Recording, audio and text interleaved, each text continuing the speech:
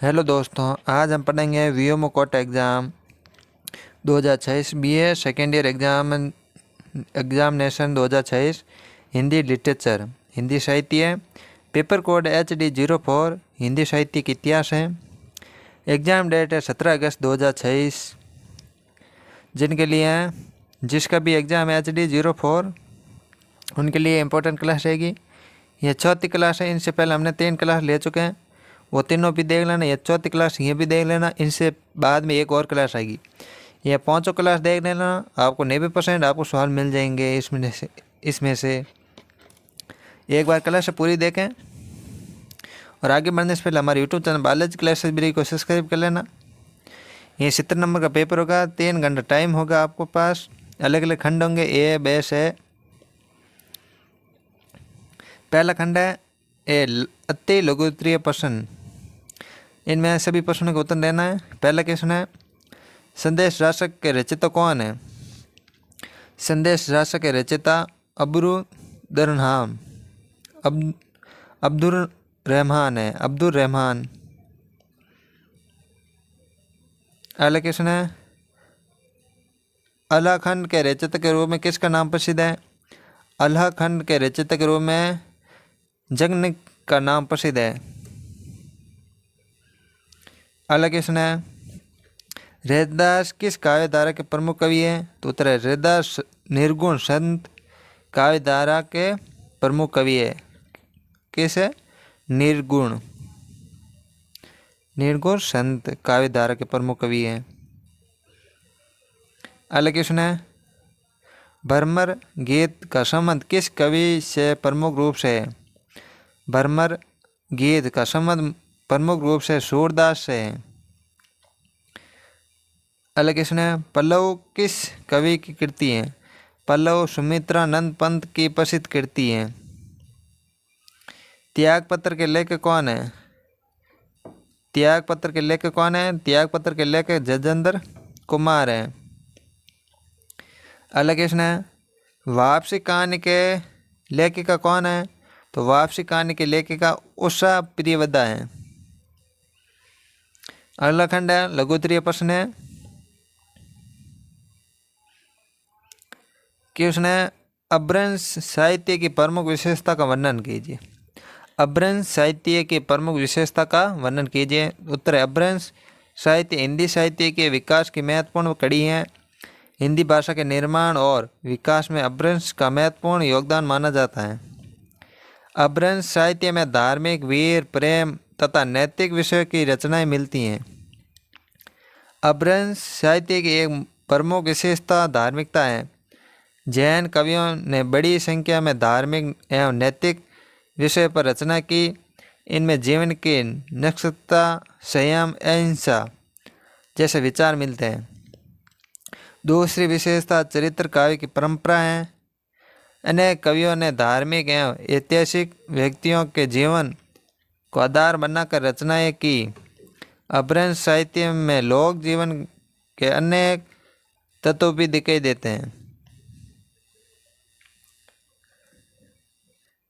भाषा संस्कृत और प्राकृत की अपेक्षा जन भाषा के अधिक निकट थी। इस साहित्य में दोहा आदि काव्य रूपों का प्रयोग मिलता है। बाद के हिंदी साहित्य में दोहा और अन्य लोकाभिव्यक्ति के रूपों में विकास इसका प्रभाव पड़ा। अपभ्रंश साहित्य ने भाषा को संस्कृत की जटिलता से निकालकर लोक भाषा की ओर बढ़ाया। इसलिए हिंदी साहित्य के इतिहास में इसका विशेष महत्व है। भक्ति कालीन साहित्य में लोक भाषाओं के महत्व पर प्रकाश डाली। उत्तर भक्ति काल हिंदी साहित्य का ऐसा काल है जिसमें कवियों ने संस्कृत जैसी शास्त्रीय भाषा के स्थान पर जनसामान्य द्वारा बोली जाने वाली भाषाओं और बोलियों को साहित्य का माध्यम बनाया। इससे भक्ति साहित्य सीधे आम जनता तक पहुंचा सकता। निर्गुण संत काव्यों ने सद्गुणी और लोक प्रचलित भाषा का प्रयोग किया गया। कबीर की भाषा में अनेक बोलियों लोक भाषाओं के शब्द मिलते हैं। सगुण भक्ति धारा में लोक भाषाओं का महत्वपूर्ण योगदान रहा। तुलसीदास ने अवधि में रामचरितमानस की रचना की। जबकि सूरदास और अन्य कृष्ण भक्त कवियों ने बज्र भाषा को अपनाया। लोक भाषा के प्रयोग से भक्ति का संदेश सामान्य व्यक्ति तक आसानी से पहुंचा। भक्त कवियों ने कठिन धार्मिक विचारों को सरल भाषा में व्यक्त किया। लोक भाषा में लिखे गए पद, दोहे और भजन लोगों द्वारा गाए और सुने जाते हैं। इस कारण भक्तिकालीन साहित्य केवल पढ़ने का साहित्य न रहकर जनजीवन का हिस्सा बन गया। इस प्रकार भक्तिकालीन कवियों द्वारा लोक भाषाओं को अपनाना हिंदी साहित्य के विकास और व्यापक जनसंपर्क की दृष्टि से अत्यंत महत्वपूर्ण था। अगला क्वेश्चन है, रीतिकालीन काव्य में अलंकारों के प्रयोग पर प्रकाश डालिए। उत्तर है, रीतिकालीन काव्य में अलंकारों का विशेष महत्व रहा। इस काल के कवियों ने काव्य को सुंदर, प्रभावशाली, चमत्कारपूर्ण बनाने के लिए विभिन्न अलंकारों का प्रयोग किया। रीतिकालीन कवियों ने उपमा, रूपक, उत्प्रेक्षा, अनुप्रास, श्लेष आदि अलंकारों का प्रयोग किया। विशेष रूप से श्रृंगार संबंधित वर्णों में अलंकारों का सुंदर प्रयोग मिलता है। अलंकारों के माध्यम से नायक नायिका के सौंदर्य, प्रेम और भावना को अधिक प्रभावशाली बनाया। उदाहरण के लिए किसी नायिका के मुख की तुलना चंद्रमा से करना उपमा अलंकार का उदाहरण है।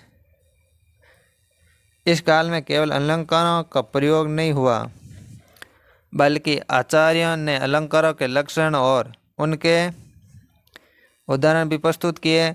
इस कारण रीतिकालीन काव्य में काव्य शास्त्रीयता दिखाई देती है। बिहारी सतसई में अत्यंत छोटे छोटे दोहों में भाव और अलंकार का सुंदर समन्वय मिलता है। इस प्रकार रीतिकालीन कविता में अलंकार केवल सजावट का माध्यम नहीं थे, बल्कि भावक की प्रभावशाली अभिव्यक्ति का साधन भी थे। अगला क्वेश्चन है, भारतेंदु युगीन पत्रकारिता का हिंदी साहित्य में योगदान बताइए। उत्तर, भारतेंदु युग में हिंदी पत्रकारिता का तेजी से विकास हुआ। भारतेंदु हरिश्चंद्र ने पत्रकारिता को केवल समाचार देने का माध्यम न मानकर सामाजिक और राष्ट्रीय जागरण का साधन बनाया। इस काल की पत्रिकाओं में देशभक्ति, सामाजिक सुधार, शिक्षा, भाषा और साहित्य के संबंधित लेख प्रकाशित होते थे। इससे हिंदी पढ़ने वाले लोगों की संख्या और साहित्य के प्रति रुचि बढ़ी। पत्रकारिता के माध्यम से समाज की समस्या को सामने लाया। बाल विवाह, अशिक्षा, सामाजिक रूढ़ियों और आर्थिक समस्या पर विचार प्रस्तुत किए। भारतेंदु युग की पत्रकारिता के हिंदी गद्य की भाषा को भी विकसित किया। सरल और प्रभावशाली भाषा में विकास व्यक्त करने की परंपरा मजबूत हुई। पत्रिकाओं में नए लेखकों को अपनी रचनाएं प्रकाशित करने का अवसर दिया। इससे निबंध, कहानी, आलोचना और अन्य गद्य विधाओं के विकास को प्रोत्साहित मिला। इस प्रकार भारतेंदु युगीन पत्रकारिता ने हिंदी भाषा के प्रचार, साहित्य के विकास, सामाजिक जागरण और राष्ट्रीय चेतना के प्रसार में महत्वपूर्ण भूमिका निभाई। अगला क्वेश्चन है, प्रगतिवादी कहानी की प्रमुख विशेषता लिखिए। उत्तर है, प्रगतिवादी कहानी में समाज के वास्तविक जीवन, आम आदमी की समस्या को प्रमुखता दी गई। इसमें गरीबी, शोषण, आर्थिक असमानता, मजदूर और किसान जीवन का सामाजिक अन्याय जैसे विषय को स्थान मिला। इस कहानी की प्रमुख विशेषता सामाजिक यथार्थ हैं। कहानीकार समाज की वास्तविक परिस्थितियों को सामने लाने का प्रयास करता है। प्रगतिवादी कहानी में शोषित एवं वंचित वर्ग के प्रति सहानुभूति दिखाई देती है। किसान, मजदूर और गरीब व्यक्ति उनके महत्वपूर्ण पात्र है। इन कहानियों में रूढ़ियों और न्यायपूर्ण सामाजिक व्यवस्था के प्रति विरोध की भावना मिलती है। साहित्य को सामाजिक परिवर्तन का माध्यम मानने की प्रवृत्ति भी दिखाई देती है। भाषा सामान्य, सरल और जनजीवन के निकट होती है। कहानीकार कृत्रिमता की अपेक्षा जीवन की वास्तविकता पर अधिक ध्यान देता है। प्रगतिवादी कहानी ने हिंदी कथा साहित्य और समाज के उन वर्गों से जोड़ा जो लंबे समय तक साहित्य में पर्याप्त स्थान नहीं पा सके। इस प्रकार प्रगतिवादी कहानी सामाजिक यथार्थ और वर्गीय असमानताओं और परिवर्तन की आकांक्षा को व्यक्त करने वाली महत्वपूर्ण साहित्य धारा है। अगला क्वेश्चन है, जीवनी साहित्य की विशेषता पर वर्णन कीजिए। उत्तर, जीवनी हिंदी गद्य की महत्वपूर्ण विधा है। इसमें किसी प्रसिद्ध या महत्वपूर्ण व्यक्ति के जीवन, व्यक्तित्व, कार्य और उपलब्धियों का वर्णन किया जाता है। जीवनी लेखक स्वयं उस व्यक्ति के जीवन का प्रत्यक्ष अनुभव करता होना आवश्यक नहीं है। जीवनी की प्रमुख विशेषता तत्परता है। इसमें व्यक्ति के जीवन की घटना को प्रमाणिक आधार प्रस्तुत करने का प्रयास किया जाता है। जीवनी में केवल जन्म और मृत्यु की जानकारी नहीं दी जाती है, बल्कि व्यक्ति के संघर्ष, विचार, कार्य और समाज पर उसके प्रभाव का वर्णन किया जाता है। एक अच्छी जीवनी में लेखक व्यक्ति के गुणों के साथ साथ उसकी सीमा का भी निष्पक्ष रूप से प्रस्तुत करता है। उसके पाठक को उस व्यक्ति के व्यक्तित्व को संतुलन परिचय मिलता है। जीवनी साहित्य का उद्देश्य केवल जानकारी देना नहीं है, महान व्यक्ति के जीवन, संघर्ष और कार्य का पाठक प्रेरणा भी मिलती है। इस प्रकार जीवनी साहित्य इतिहास और साहित्य और व्यक्तित्व अध्ययन का सुंदर समन्वय में प्रस्तुत करता है। अगला क्वेश्चन है, आधुनिक हिंदी नाटक की प्रमुख प्रवृत्ति लिखिए। आधुनिक हिंदी का नाटक का विकास भारतेंदु युग से विशेष रूप से दिखाई देता है। आधुनिक नाटककारों ने सामाजिक, ऐतिहासिक, राजनीतिक और मनोवैज्ञानिक विषयों को नाटक का आधार बनाए। आधुनिक हिंदी नाटक की प्रमुख प्रवृत्ति सामाजिक यथार्थ है। नाटककारों ने परिवार, समाज, राजनीतिक और व्यक्ति की समस्या को मंच पर प्रस्तुत किया। ऐतिहासिक नाटक में भारतीय इतिहास और संस्कृति को नए दृष्टिकोण से प्रस्तुत किया। जयशंकर प्रसाद के नाटकों में इतिहास और राष्ट्रीय चेतना का सुंदर समन्वय मिलता है। बाद के नाटककारों ने मनोवैज्ञानिक संघर्ष और व्यक्ति की आंतरिक समस्या को भी महत्व दिया।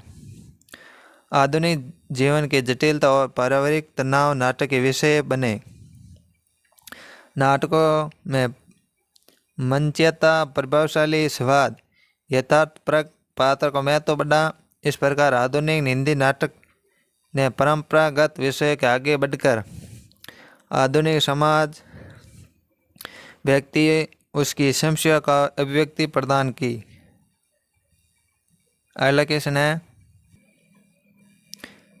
है, हिंदी गद्य में व्यंग्य की भूमिका पर प्रकाश डालिए। उत्तर है, व्यंग्य हिंदी गद्य की प्रभावशाली अभिव्यक्ति पद्धति है।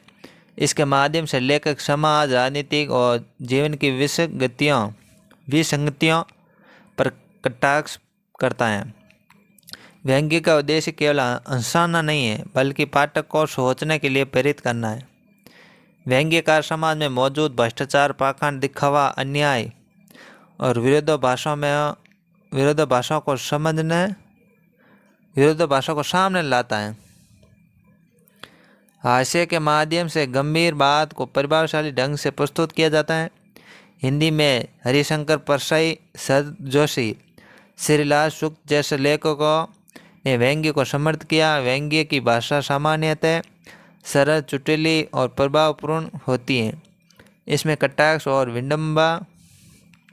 विडंबना का प्रयोग किया गया। व्यंग्य समाज को आईने दिखाने का कार्य करता है। वह पाठक को अपने आसपास की परिस्थितियों पर विचार करने के लिए प्रेरित करता है। इस प्रकार हिंदी गद्य में व्यंग्य मनोरंजन के साथ साथ सामाजिक जागरूकता और सुधार का महत्वपूर्ण साधन है। अगला खंड 6 दीर्घ उत्तरीय प्रश्न है, विद्यापति के काव्य की प्रमुख विशेषता का विवेचन कीजिए। उत्तर है, विद्यापति हिंदी और मैथिली साहित्य की महत्वपूर्ण कवि हैं। उन्होंने विशेष रूप से उसके प्रेम और श्रृंगारपरक पदों के लिए जाना जाता है। उनके काव्य में प्रेम की कोमल अनुभूति, सौंदर्य और मानवीय भावनाओं को सुंदर चित्रण मिलता है। विद्यापति के काव्य की प्रमुख विशेषता श्रृंगार भावना है। राधा और कृष्ण के प्रेम के माध्यम से उन्होंने मिलने और विरह दोनों अवस्थाओं का भावपूर्ण चित्रण किया। उनके काव्य में प्रेम केवल बाहरी सौंदर्य का विषय नहीं है, बल्कि उसमें भावनात्मक गहराई भी दिखाई देती है। प्रेम में उत्पन्न आनंद, व्याकुलता, प्रतीक्षा और विरह को उन्होंने अपने अत्यंत स्वाभाविक रूप से प्रस्तुत किया।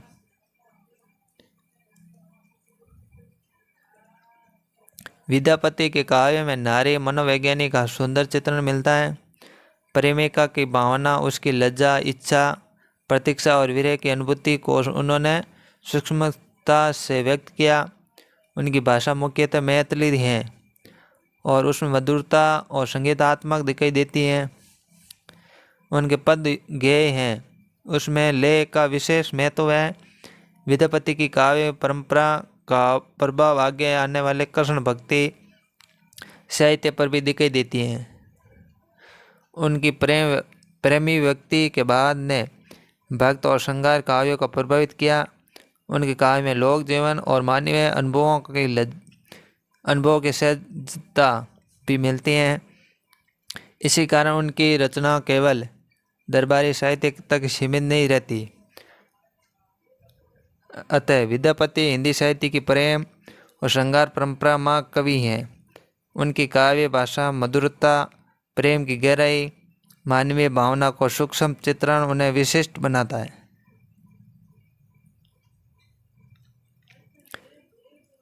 अगला क्वेश्चन है, कामिनी की दार्शनिक एवं साहित्यिक महत्व पर प्रकाश डालिए। उत्तर, कामिनी हिंदी साहित्य की महान काव्य कृतियों में से एक हैं। उसके रचयिता जयशंकर प्रसाद हैं। इससे साम्यवादी युग की महत्वपूर्ण रचना मानी जाती है। इसमें मानव जीवन, मन, भावना, बुद्धि और कर्म से संबंधित गहरे दार्शनिक विचार प्रस्तुत किए गए हैं। कामिनी का कथानक मनों और श्रद्धा के माध्यम से मानव जीवन की यात्रा को प्रस्तुत करता है। इसमें विभिन्न मनोभावों और जीवन मूल्यों को प्रतीकात्मक रूप से व्यक्त किया जाता है। काव्य में मनों और श्रद्धा ईडा का महत्वपूर्ण प्रतीकात्मक पात्र है। मनो मानव का प्रतीक है, श्रद्धा भाव विश्वास तथा ईडा बुद्धि और तर्क प्रतिनिधित्व करती हैं। कामिनी का मुख्य संदेश मानव जीवन में भावना, बुद्धि और कर्म के संतुलन की आवश्यकता को सामने लाना है।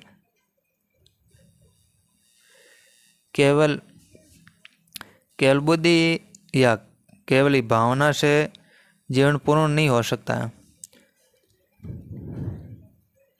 साहित्यिक दृष्टि से कामिनी में प्रकृति चित्रण, प्रतीकात्मक कल्पना, संगीतात्मक भाषा का सुंदर प्रयोग मिलता है।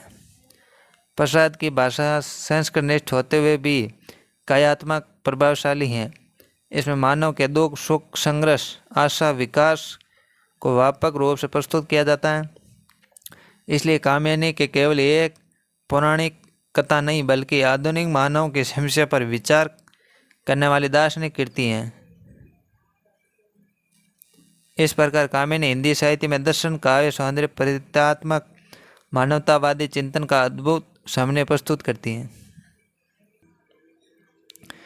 अगला क्वेश्चन है, जयचंद्र कुमार के उपन्यासों की मनोवैज्ञानिक विशेषता विवेचन कीजिए। उत्तर है, जयचंद्र कुमार हिंदी के प्रमुख उपन्यासकार हैं। हिंदी उपन्यास में मनोवैज्ञानिक दृष्टि के विकास में उनका महत्वपूर्ण योगदान है। उन्होंने बाहरी घटना की अपेक्षा पात्र के अंतर्मन और मानसिक संघर्ष को अधिक महत्व दिया। जयचंद्र के उपन्यासों में व्यक्ति के मन में उत्पन्न प्रेम, ईर्ष्या, अपराध बोध, द्वंद्व, अकेलापन, आत्म संघर्ष का सूक्ष्म चित्रण मिलता है। उनके पात्र सामान्यतः सामाजिक परिस्थितियों से संघर्ष करते हुए दिखाई देते हैं। यह केवल बाहरी घटना से नहीं, बल्कि अपने भीतर के प्रश्नों से जूझते हैं। जयचंद्र ने व्यक्ति और समाज के संबंध को महत्व विषय बनाया। उनके पात्र सामाजिक सामाजिक नियमों और व्यक्तिगत इच्छाओं के बीच संघर्ष करते हैं। उनकी भाषा अपेक्षाकृत सरल, आत्मविश्लेषणात्मक और विचार प्रधान है। संवेदों के साथ साथ पात्र के मनोभावों को व्यक्त करने पर विशेष ध्यान दिया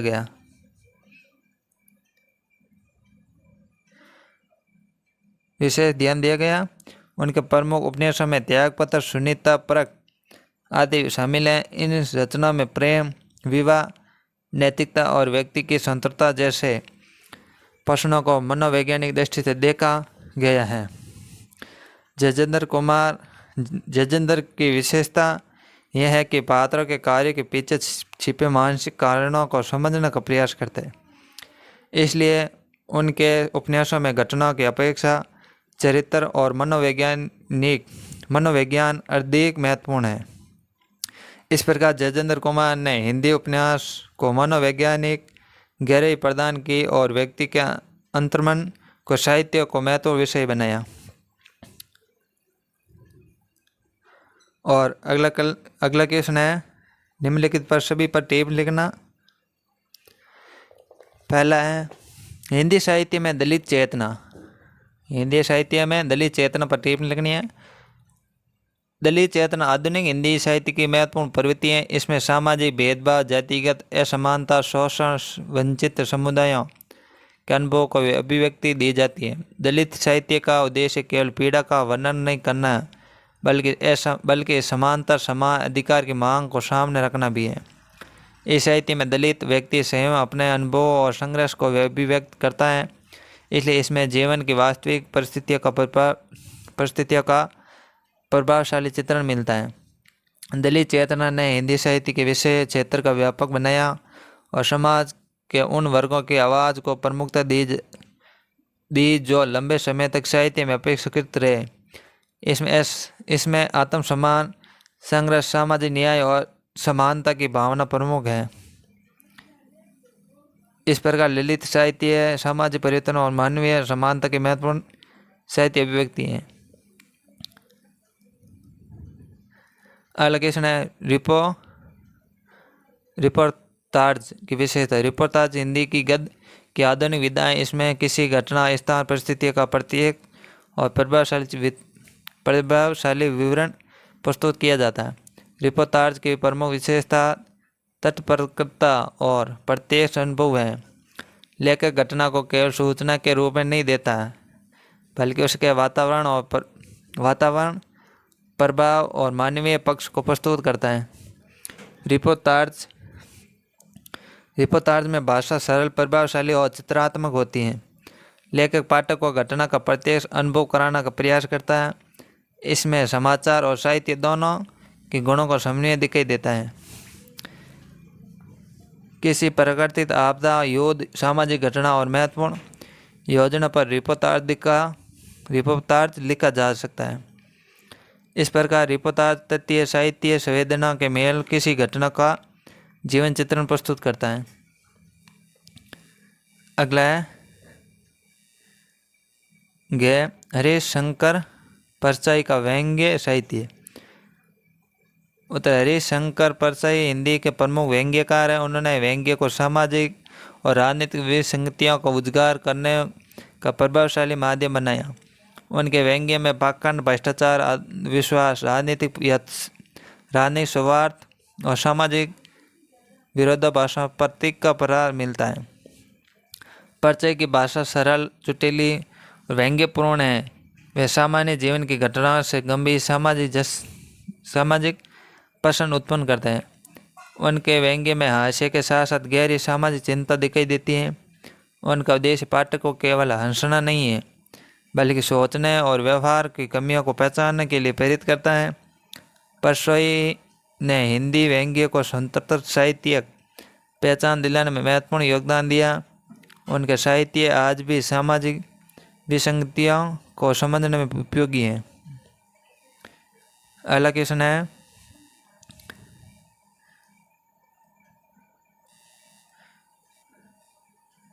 हिंदी साहित्य में प्रकृति और मानव का संबंध। हिंदी साहित्य में प्रकृति चित्रण विभिन्न युगों में अलग अलग रूपों में हुआ।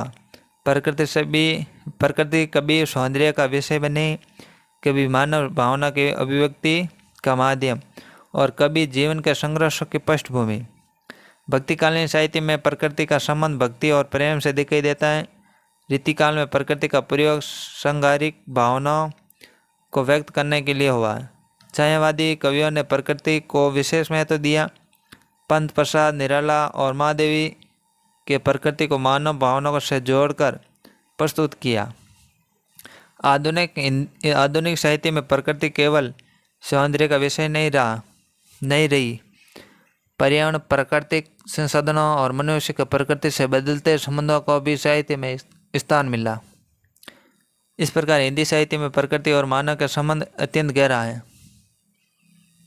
और प्रकृति मानव के बाहरी जीवन के साथ साथ उसकी भावना, कल्पना और चिंतन को प्रभावित करती हैं।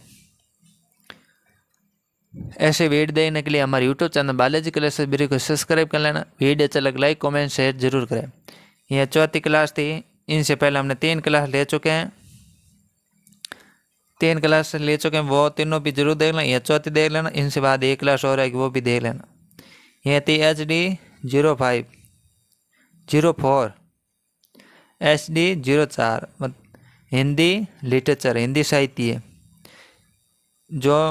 जो भी विद्यार्थी की BA सेकेंड ईयर या semester third, BA second year या सेमेस्टर थर्ड है किसी का, जिसका पेपर कोड है HD 04, उनके लिए इम्पोर्टेंट रहेगी। इनसे पहले वाली क्लास भी देख लेना, इनसे बाद वाली भी देख लेना। इसमें आपको 95% मिल जाएंगे सवाल। और हमारा टेलीग्राम ग्रुप भी ज्वाइन कर लेना, बालाजी क्लासेस भी रही।